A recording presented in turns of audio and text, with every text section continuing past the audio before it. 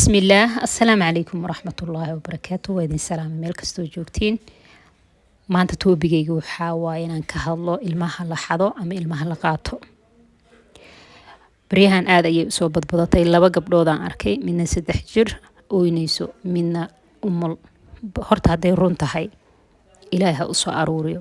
laakiin waxaan leeyahay oo isweydiin mudan sidee qof aadan garanaynin u soo xaraysataa oo u aamintaa oo dhaymankaaga ugu aamintay oo cunto kuugu kariyaa taas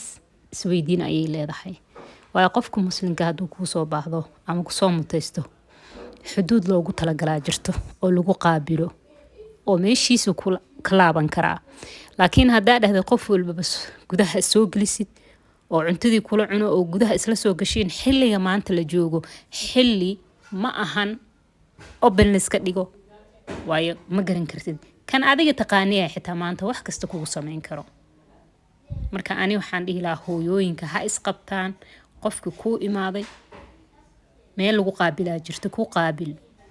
daaqaligaaga ha la gelin ilmahaaga ha la dhexgelin adiga qaabil saas ku fasax